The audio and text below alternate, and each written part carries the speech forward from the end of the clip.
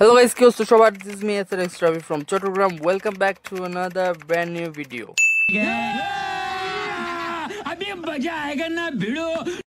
Haider Turan I সঙ্গে যুগের বলি আছে যা হায়দা তো গাইস রোদ্দে বলতেছে এখন আমি নাকি এখানের মধ্যে থাকা মুরগির একটা লেগ পিস ওখানে আপনারা দেখতে পাচ্ছেন এটা খেতে এখন এটা তো খেতে পারি এটা কোনো বড় বিষয় না এখন এটা বড় বিষয় না বড় বিষয় হচ্ছে আমি এটা খেতে পারি তার আগে ওর মাকে রান্না করে দিতে হবে ওর মাকে যদি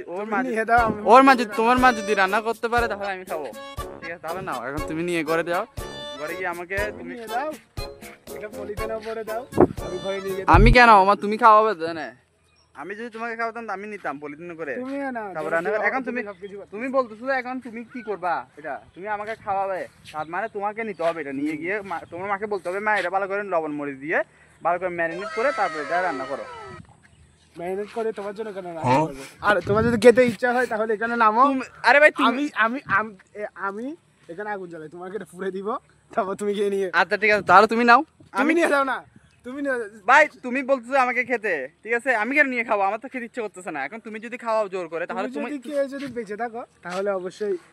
তো অনেকে খাবে তো আচ্ছা বলছি ঠিক আছে আমি খাবো তো তোমাকে এটা নিতে হবে নিয়ে রান্না করতে হবে তাই না গাইস তুমি এনে দাও আমি রান্না করে দিই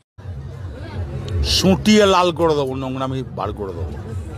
আবার আমি বলে আমি কেন নিবো এখান থেকে আমি শুধু শুধু কেন নিবো আমি তো বলতেছি আমি খাবো তুমি যদি রান্না করো তখন খাবো যে নিশ্চয় নেই আমি এটা খাবো না